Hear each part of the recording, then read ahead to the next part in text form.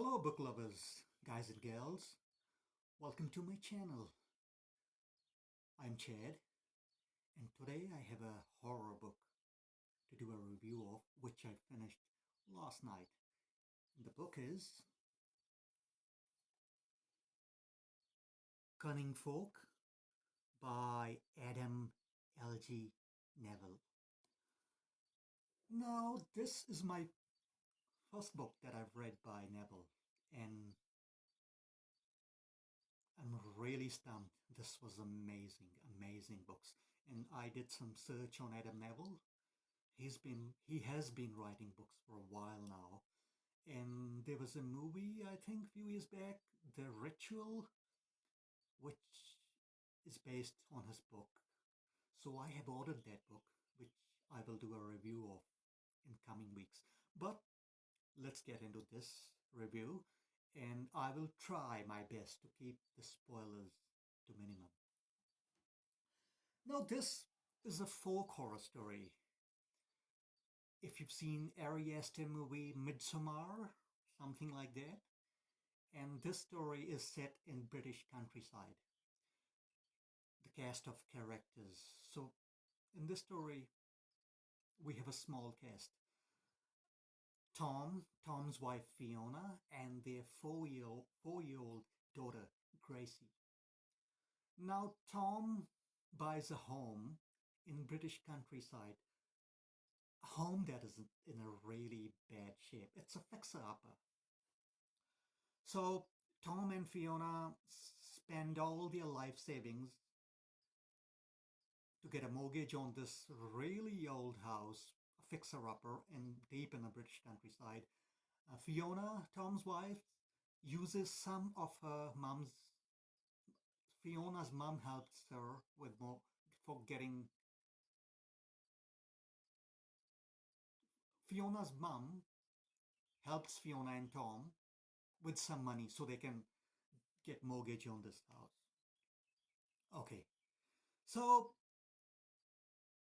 the horror in this book is it's a slow build, but halfway through things ramp up really fast. And when it gets going, firing all cylinders. The opening scene is a cold opening. It's a pretty horrific scene, so I'm not gonna spoil it for you, but straight away you are in the horror. It's in there. And Tom and Fiona arrive at this house.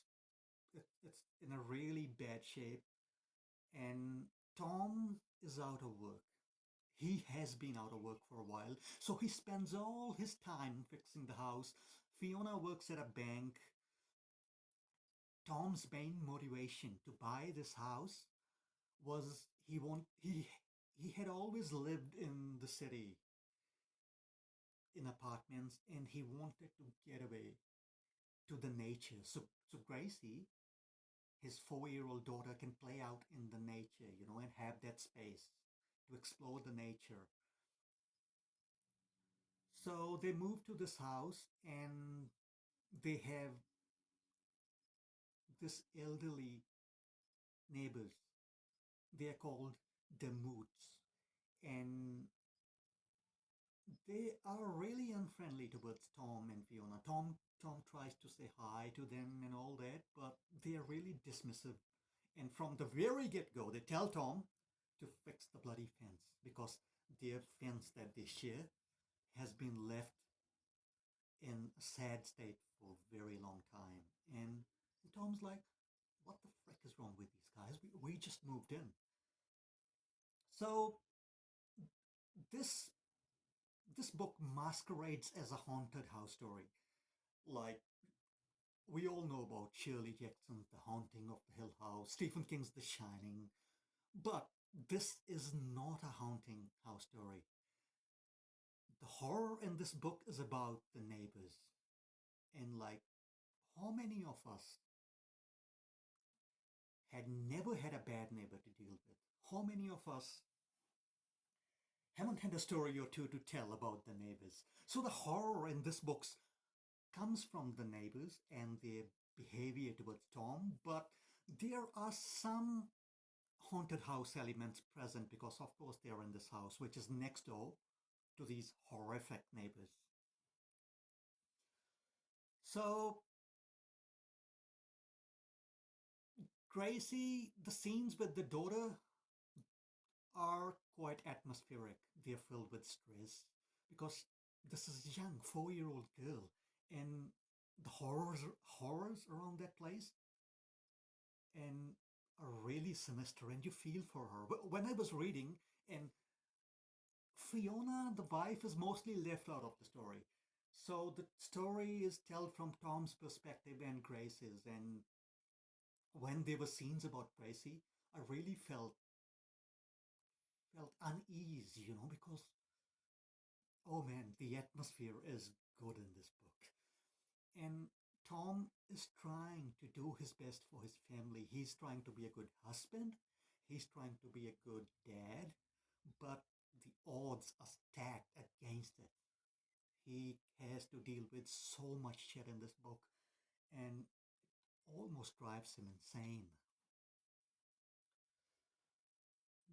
This book also has some good dark humor in it, which I really loved.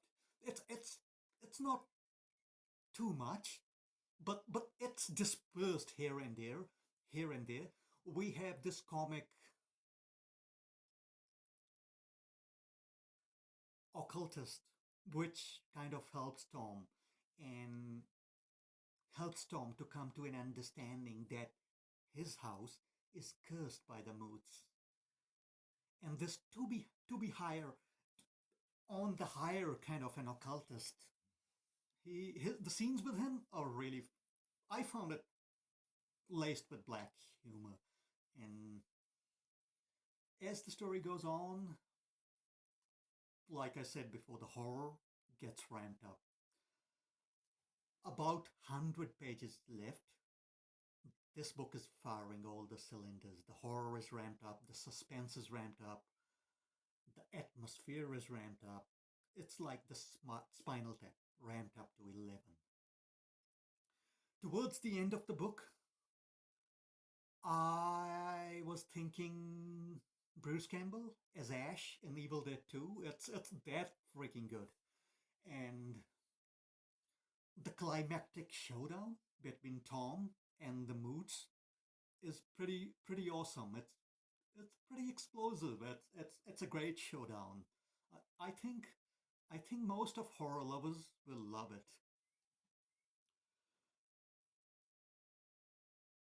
Towards the middle of the book, there are a couple of scenes which are really creepy.